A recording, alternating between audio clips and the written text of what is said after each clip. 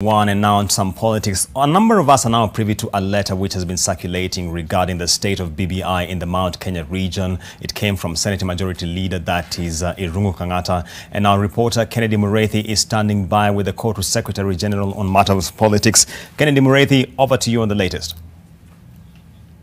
Well, a very good afternoon to you there in studio. And there has been a lot of talk since that letter came out yesterday with regards to what the way forward is and what actually was the reason for that particular letter. We do understand, as we have been trying to get Irungu Kangata the whole day with regards to that particular letter, but we have just gotten some information that he is going to have a function in Muranga this afternoon, and we'll be waiting to hear from him what particularly that letter was meant to achieve and why was that letter actually leaked to the media if it was meant for the president, or what would have been the ulterior motive, or what would have been the motive of leaking that letter, that particular letter, because there are those within the Jubilee circles, probably those around President Uhuru Kenyatta, who do believe that that letter, if it was meant for the president, should not have been leaked to the media, or he is a person of standing in the Senate, and for that particular letter, he should have actually called the president with regards to that matter. But I am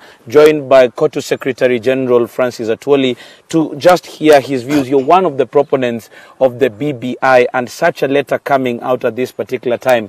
What are some of the implications of such, if any? I don't think that letter has any other implication, and I don't think whether it has an ulterior motive, because all in all, if you read it properly, I think if it is indeed, I don't know, that it is Irungu who wrote it. It made a lot of good comments, and also pinpointed out the benefits of the people of Central Province and how they will be beneficiary if the BBI goes through. So it's an alerting letter. It's a letter that is a wake-up call to people who might not be seeing what will be the benefits of BBI, particularly for Central Kenya people. It will be handled. I don't think whether that letter can retrogress the progress that has been made on BBI. And as I've said time and again, BBI will have to sail through. And I'm sure of that 100%. Whether there are some other people with differing views or whatever they have, BBI is good for Kenyans.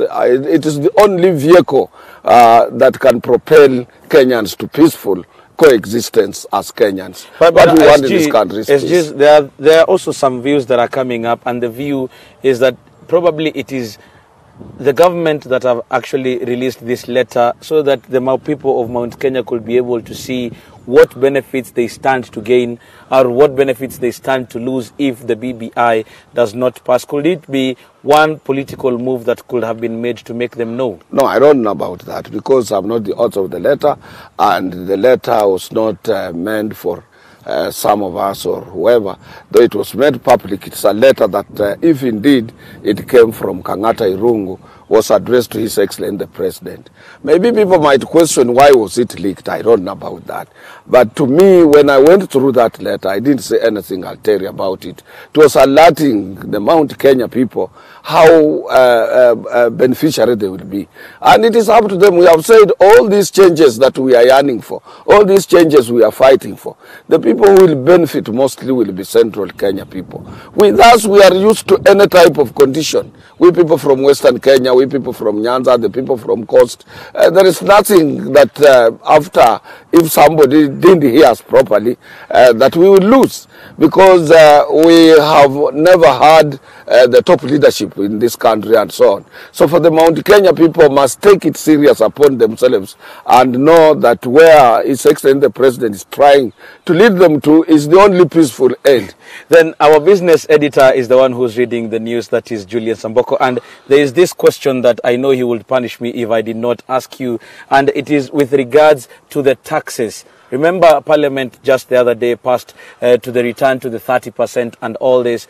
And probably the workers, most of whom you represent, are still feeling the burden. What would be your take on this as the Kotu Secretary General? Immediately, in just a minute. Immediately after that taxation thing was made public, we as Kotu, we went public, where I issued a press statement saying that any government that is what it is sold, it must be sensitive to workers' plight of this country. Most of our workers, as a result of COVID-19, they have not resumed to work in various places where they used to work. We still have a lot of workers at home. People are still suffering. We don't know when this will have to end. So many hotels have closed down, private schools